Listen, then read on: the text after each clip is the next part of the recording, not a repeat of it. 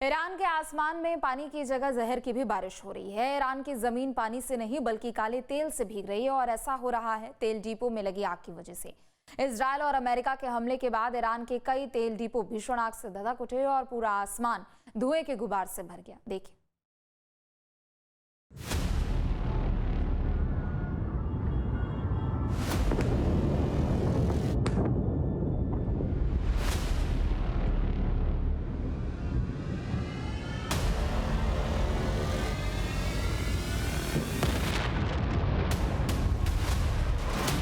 आसमान को छूती आग की लपटें और धुएं के काले गुबार, ये खौफनाक तस्वीरें ईरान की हैं।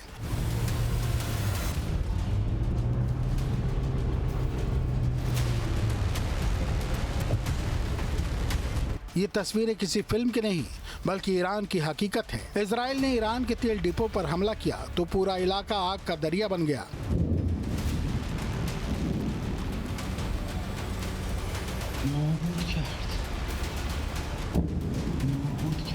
फिर देखते ही देखते पूरा आसमान धुएं के काले गुबार से भर गया।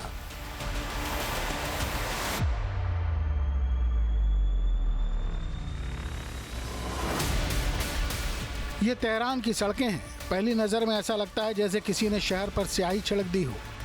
पेड़ों की पत्तियां पूरी तरह काली पड़ चुकी हैं। हवा में कच्चे तेल और जले हुए रबर की तेज गंध है।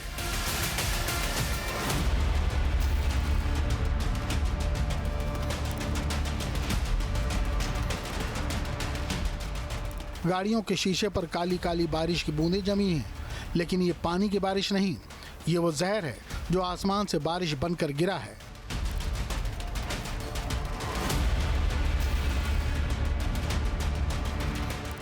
जब इजराइल ने ईरान के तेल डिपो को निशाना बनाया तो वहां लगी भीषण आग ने लाखों टन कच्चा तेल और जहरीले केमिकल्स को धुएं में बदल दिया।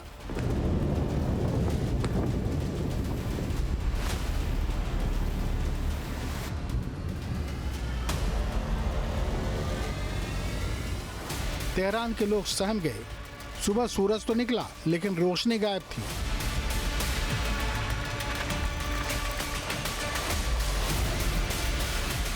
आसमान काले घने और जहरीले धुएं से ढका हुआ था और अचानक वहां तेल की बारिश होने लगी। ये बारिश कितनी खतरनाक है आप इस तरह से अंदाजा लगा सकते हैं।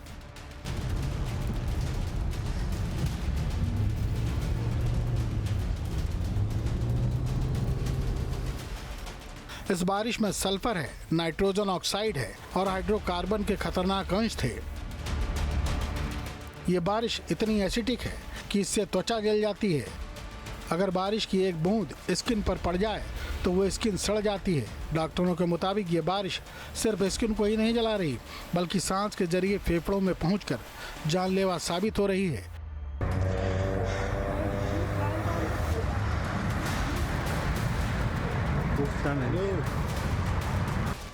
ये कहना गलत नहीं कि इजराइल के हमलों के बाद ईरान के तेल डिपो में लगी आग ने एक ऐसा इकोलॉजिकल टाइम बम फोड़ दिया है जिसने लाखों जिंदगियों को खतरे में डाल दिया है।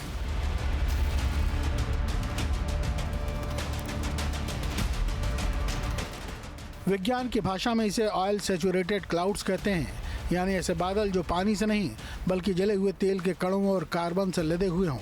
जब ये बादल भारी हो जाते हैं तो काली बारिश शुरू हो जाती है। जब तेल के बड़े भंडार में आग लगती है तो टेम्परेचर 1000 सेंटीग्रेड के पार चला जाता है। इससे तेल के अणु पूरी तरह नहीं जल पाते और सूट यानी कालिख बनकर एटमॉस्फेयर की ऊपरी परतों में जमा हो जाते हैं।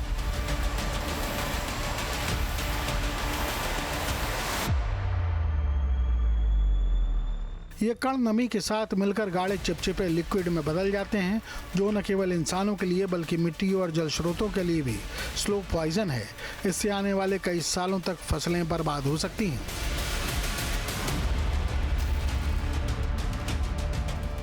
ईरान की रेड क्रिसेंट संस्था ने वहां के लोगों को चेतावनी दी है। ये बारिश कोई आम बारिश नहीं बल्कि ये इतनी खतरनाक है कि लोगों की जिंदगी को भी खतरे में डाल सकती है। लिहाजा बाहर निकलने से पहले या फिर घर में कुछ बातों का ख्याल रखें।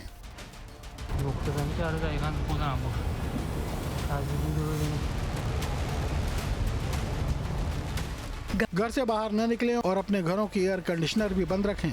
अगर कोई बाहर फंस जाता है तो कंक्रीट या धातु की छत के नीचे शरण लेनी चाहिए।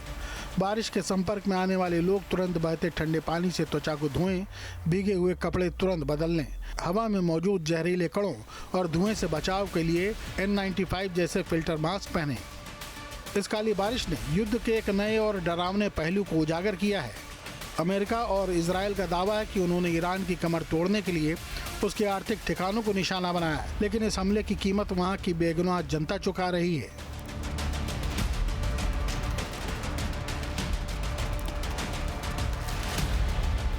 लेकिन जवाब में ईरान भी इजराइल से लेकर सऊदी अरब तक तेल डिपो को निशाना बना रहा है। IRGC ने सऊदी अरब के शायबा तेल क्षेत्र को निशाना बनाया।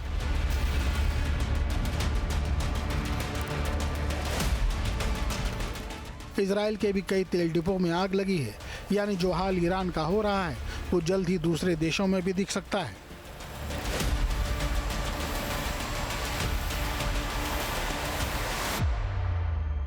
इतिहास गवाह है कि युद्ध हमेशा विनाश लाता है, लेकिन तेहरान की ये काली बारिश बता रही है कि आने वाले वक्त में युद्ध और भी क्रूर हो सकता है।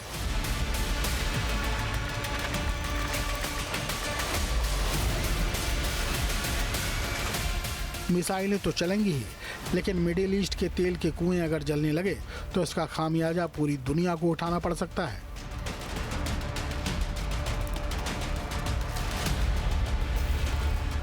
Team news state.